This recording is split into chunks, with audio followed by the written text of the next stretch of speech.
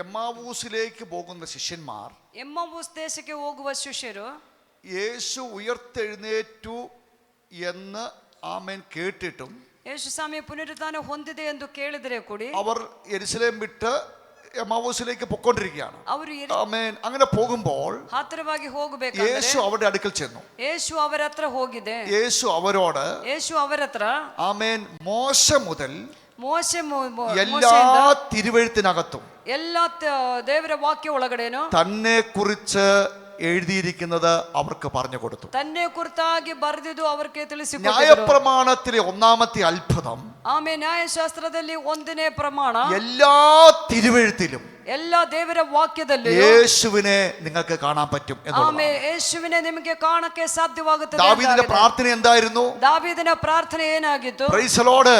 ന്യായപ്രമാണത്തിലെ അത്ഭുതം എനിക്ക് കാണണം. ಆಮೇಲೆ ಹಲ್ಲೆಲೂಯಾ, ನ್ಯಾಯ ಪ್ರಮಾಣದಲ್ಲಿರುವ ಅದ್ಭುತಗಳನ್ನು ನನಗೆ ನೋಡಬೇಕು. ദാവീദ് എങ്ങനെയാണ് ഇത്രയും മശിഹയിക സങ്കീർത്തനം എഴുതിയത്? ಆಮೇಲೆ ದಾವೀದನು ಹೇಗೆ ಆಗಿದೆ ಮಸಿಹಾಯ ಕುರಿತಿರುವ ಕೀರ್ತನೆಗಳು ಇಷ್ಟು ಬರೆದಿದ್ದು? യേശുവിന്റെ കഷ്ടാനുഭവം, യേശു സ്വാമിಯ ಕಷ್ಟ, ഉയർപ്പ്, യേശു പിടിക്കപ്പെടുന്നത്, യേശു സ്വാമി വിധിസൽപ്പെടുವುದು, അടിക്കപ്പെടുന്നത്, തಗೊಳ್ಳುವುದು, ഇതെല്ലാം ദാവീദ് എങ്ങനെ എഴുതിയത്? ಇದೆಲ್ಲ ದಾವೀದನು ಹೇಗೆ ಆಗಿದೆ ಬರೆಯುವುದು? ന്യായപ്രമാണത്തിലെ അത്ഭുതങ്ങൾ വായിച്ച് അറിഞ്ഞുതാൻ. ಆತನ ನ್ಯಾಯ ಪ್ರಮಾಣದ ಆ ಶಾಸ್ತ್ರಗಳೆಲ್ಲ ಓದಿ ತಿಳಿಯಲು. Price the lord. Amen. Price the Lord. Hallelujah. അതുകൊണ്ടാണ് യേശുവിനെ ദാവീദിന്റെ പുത്ര എന്ന് കൂടി വിളിക്കാൻ ഇടയായി തീർന്നത്. ಆದ್ದರಿಂದ ಆಗಿದೆ ಯೇಸುವಿನ ದಾವೀದನ ಕುಮಾರನೇ ಎಂದು ಕೂಡ ಕರೆಯಲ್ಪಡೋದಕ್ಕೆ ആ കുലത്തിലാണ് യേശു ജനിച്ചത്.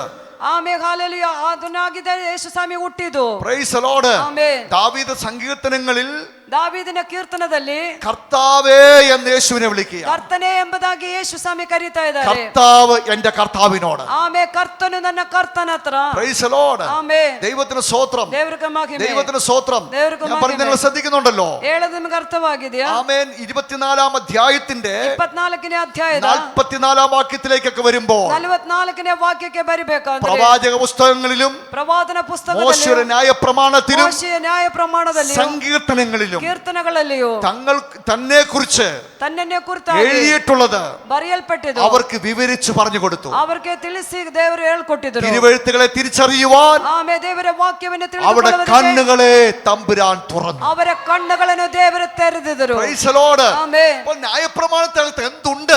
ಆಮೇಲೆ ನ್ಯಾಯ ಪ್ರಮಾಣದ ಒಳಗಡೆ ಏನಿದೆ? Price the Lord. ಆಮೇಲೆ വചനമായ കർത്താവ് ജീവിക്കുന്നു. ಆಮೇಲೆ ವಾಕ್ಯವಾಗಿರುವ ಕರ್ತನು ಜೀವಿಸುತ್ತಾ ಇದ್ದಾರೆ. Price the Lord.